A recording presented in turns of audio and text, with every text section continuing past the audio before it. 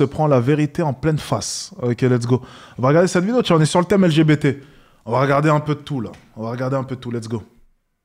Bienvenue sur Radio Modin pour vous faire découvrir un débat Respecté. c'est que le meilleur moyen de lutter contre l'idéologie trans, c'est encore de leur laisser la parole. Bonjour Matt. Je suis transgenre. Je suis né et j'ai grandi au Nouveau-Mexique. J'ai un diplôme en technologie de l'information et en business No comment. marketing et en finance. Je suis également propriétaire. Je paye des impôts. J'ai un salaire à 6 chiffres. Je suis un professionnel respecté à Albuquerque. Et je suis une mère. Mon expérience de vie, c'est que je suis vraiment quelqu'un de super. Je suis bien aimé, je suis responsable, et je crois que je suis vraiment super cool. Mais enfin, un petit peu plus tôt, tu as dit quelque chose du genre, le fait que quelqu'un parle de toi comme d'un homme, ça ne te dérange pas. Tout simplement parce que, tu sais que tu es un homme. Et ça m'a semblé très intéressant. Parce que je ressens exactement la même chose avec mon identité de femme. Et tout ça me mène à ma question. Tu as déclaré que personne ne pourrait vraiment me voir en tant que femme et que personne ne verrait jamais une personne trans comme une femme. Et pourtant, j'ai des douzaines d'amis qui viennent d'environs très différents. Une femme issue de la réserve, une femme japonaise, plusieurs femmes immigrantes. Il y a aussi mes collègues, mon patron, mon PDG, etc. Tous me respectent en tant que femme. De même que ma famille, tout comme mes amis de longue date qui sont avec moi depuis longtemps. Et tous m'assurent que je suis une femme. Ils me disent tous, non meuf, il n'y a pas moyen que tu sois un homme, toi. Mais pourquoi? Alors voici ma question. Comment pouvez-vous affirmer que personne ne me verra jamais comme une femme? Surtout quand je vous parle de mon expérience et que je vous dis que ce que vous dites est totalement faux. Ok. C'est intéressant que tu choisisses de réagir précisément à ce propos et pas à un autre. Je ne pense pas avoir dit que personne ne te verrait jamais comme une femme. Je veux dire, j'imagine que c'est possible de tromper les gens. Mais maintenant que tu as mis ça sur la table, je dois bien te le dire. Enfin, c'est vraiment toi qui as amené le sujet. Tu as mis ton identité sur la table pour qu'on en discute. Alors je dois te le dire, tu ne me tromperas pas. Quand je te vois, je vois un homme à 100%. Et je pense...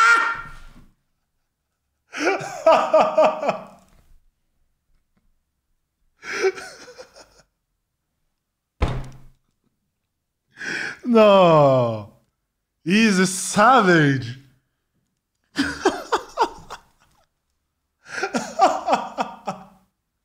Oh non. Non, il est savage. Non, il est savage. Ah ouais, aussi cash comme ça. Je pensais au moins qu'il allait prendre des pincettes.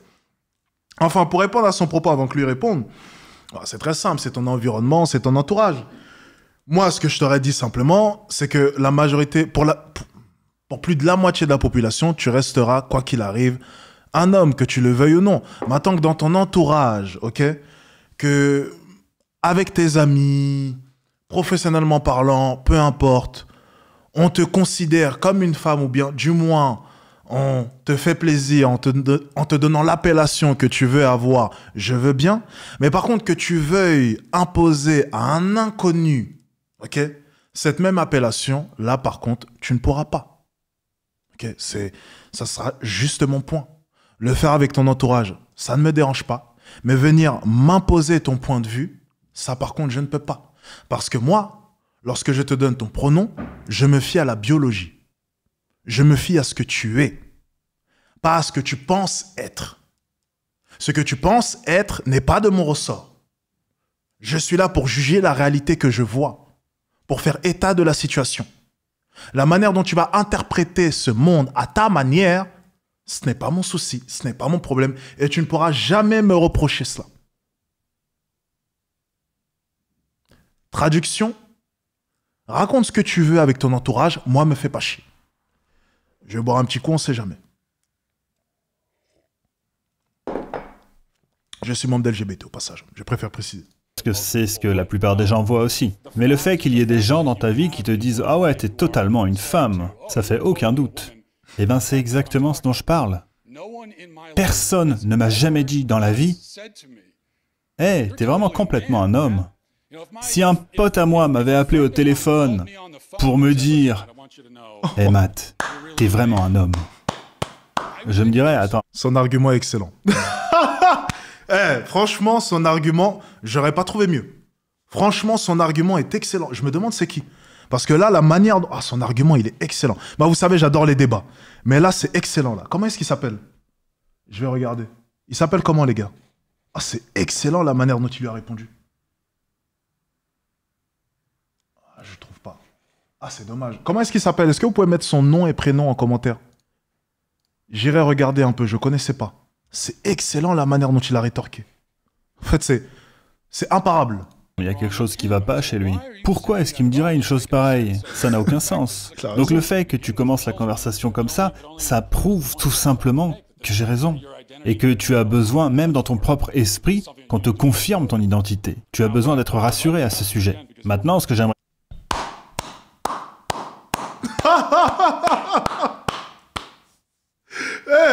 C'est imbattable. La manière dont il a répondu, c'est imbattable. Ça s'appelle échec et mat.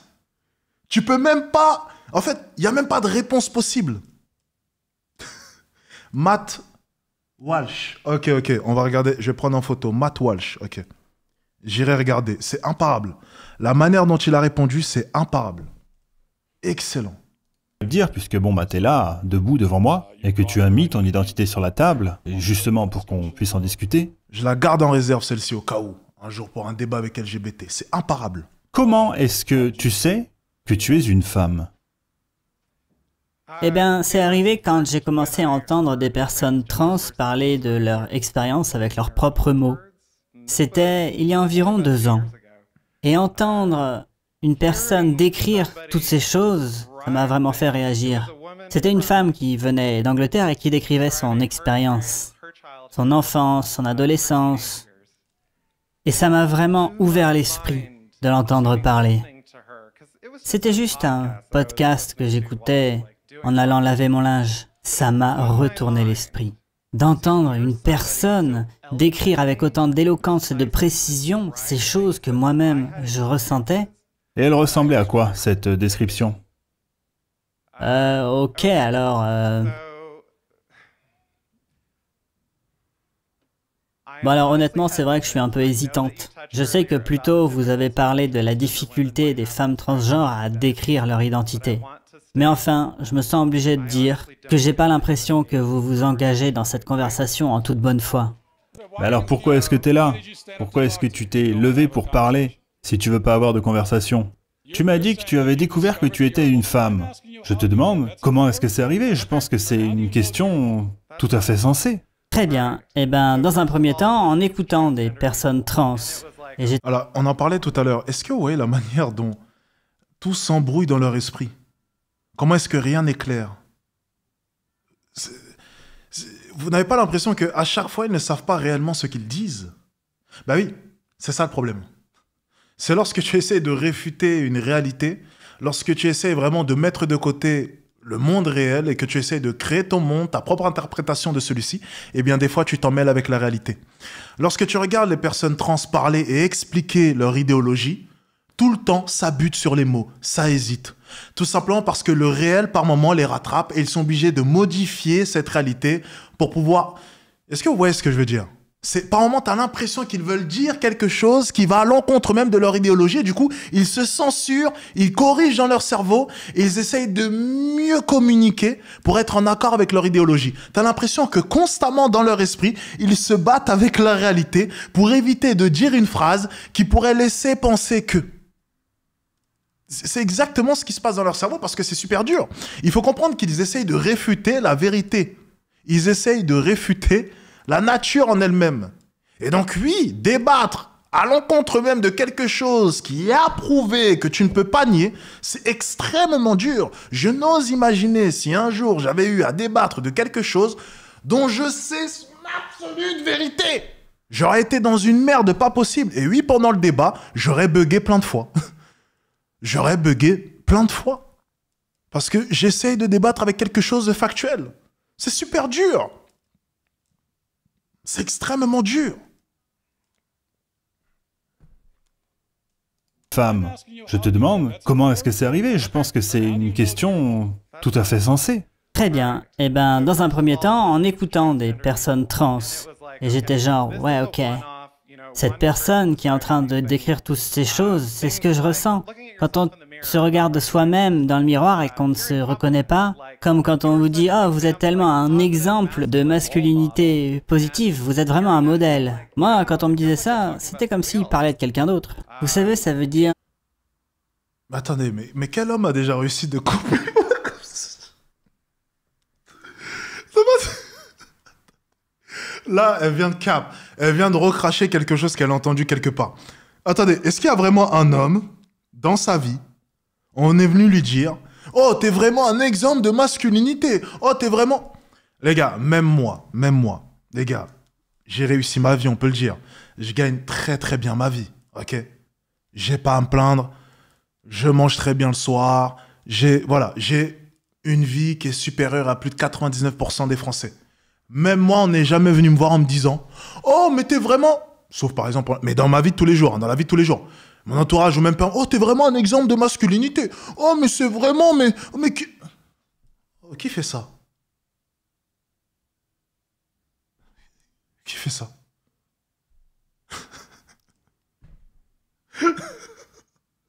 Les gars, on n'est jamais venu me dire ça, alors que ça aurait pu être le cas. Peut-être qu'on aurait pu venir me dire « Ouais, franchement, t'es vraiment un homme à 100%, les hommes, masculinité, machin. » Non, on n'est jamais venu me dire ça. Jamais. Se sentir Pour le coup, il a vraiment les caractéristiques d'une femme. De quoi? Victimisation, déni? Effectivement, oui. seul. Même quand vous êtes entouré de plein de gens, même quand vous avez beaucoup d'amis. J'étais très actif chez les Boy Scouts, par exemple. Et j'ai eu d'excellents modèles masculins durant toute ma vie. Mais je n'ai jamais senti que j'appartenais... Enfin, je veux dire, ouais, je me sentais bien accueilli, mais... Mais en quoi est-ce que ça fait de toi une femme? Là, ce que tu me décris, c'est un homme qui ne s'entend pas tellement avec les autres hommes. Tu me parles d'un homme déprimé, ou bien tu me parles d'un homme qui ne se sent pas très bien dans son corps. Et ça, eh ben, c'est une expérience humaine tout à fait universelle. Tout le monde ressent ça à un moment ou à un autre. Putain, et ça, j'en parlais il y a 2 ans, pour ceux qui se rappellent. En fait, c'est normal d'avoir une mauvaise passe. C'est normal dans l'adolescence de se poser des questions. Et puis des fois, les solutions sont bien plus simples qu'on ne le pense. Mais le problème maintenant avec tous ces forums, avec Internet aussi, c'est la propagation d'idées, d'idéologies. Le problème, c'est qu'un jeune homme qui aurait par exemple 15 ans, 16 ans, 17 ans, 18 ans, qui passerait par une mauvaise passe, eh bien, ce qu'ils font généralement, c'est qu'ils vont consulter les forums. Ils vont regarder des podcasts, ils vont regarder des choses. Et en fait, tu tombes sur une personne te contant une histoire. Et je vais vraiment aller loin, je vais développer sur ce point. Je suis désolé, je vais être un peu chiant, mais pour moi, c'est très important. Lorsque, par exemple, je fais une page de vente, lorsqu'on fait une page de vente, j'engage des copywriters. C'est des personnes qui sont censées construire les pages de vente, donc avant que tu passes à l'achat sur une des formations. Et le but de cette page de vente est faire en sorte que tu te sentes compris. Donc, par exemple, dans les pages de vente, des fois, on va enjoliver un peu. Donc, par exemple, le copywriter va me décrire moi comme une personne qui a eu vraiment des difficultés. J'ai eu des difficultés, mais pas non plus des grosses difficultés. Mais il va abuser de tout ça pour que le mec, en lisant la page de vente, se sente compris. C'est du marketing. Donc oui, il y a une part un peu de mensonge. Ok ?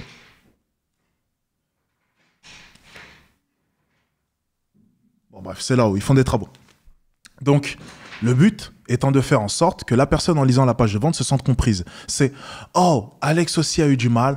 Oh, Alex aussi ne savait pas s'habiller. » Ou bien « Oh, Alex aussi a eu des problèmes avec ses parents qui ne croyaient pas en lui. » « Oh, en fait, j'ai l'impression de lire mon histoire. » Et donc, le mec se sent compris et finit par acheter. C'est le travail d'un copywriter. Le but est de connecter émotionnellement avec le potentiel client. Lorsque tu as des adolescents, même des jeunes hommes qui rentrent dans leur vie d'adulte, qui tombent sur des forums où ils vont retrouver les mêmes problématiques, mais que l'on va leur proposer une autre solution. Par exemple, la solution que moi je propose, c'est une formation. Mais la solution que certains proposent sur ce genre de forum, c'est une transformation irréversible, par moment. Là, ça devient problématique. Parce que le jeune va lire je ne me sens pas bien en tant qu'homme, je ne me sens pas reconnu, je ne me sens pas estimé, je ne me sens pas bien dans ma peau. Mon pote, tu sais, des fois c'est très simple. C'est peut-être parce que tu as 20 kilos en trop. C'est peut-être parce que tu as des lunettes dégueulasses, tu ressembles à un nerd et du coup, il n'y a aucune femme qui veut de toi. C'est peut-être parce que tu devrais prendre un coaching un peu en séduction, aller à la salle de sport, te muscler un peu. Des fois, il y a des solutions qui peuvent être bien plus simples que le changement de sexe. Mais non.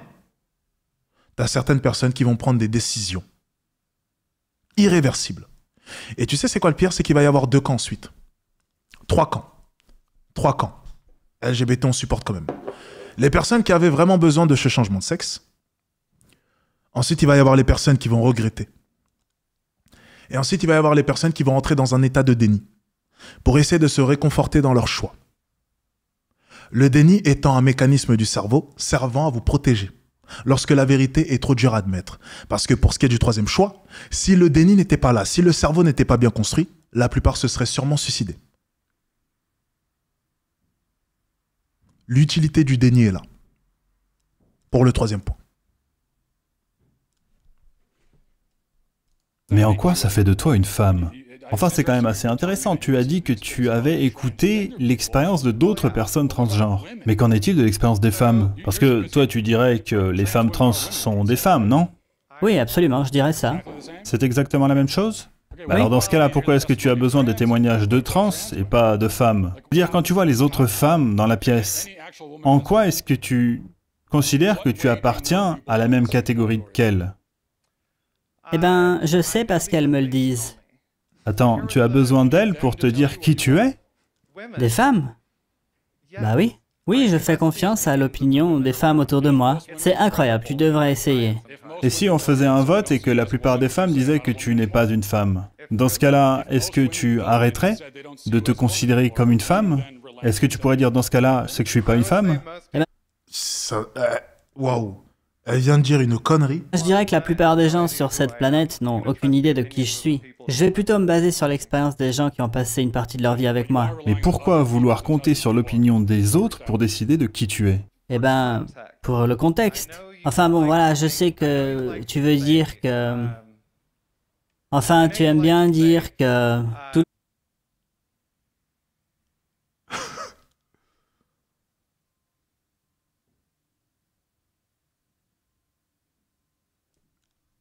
Il lui a fait une masterclass.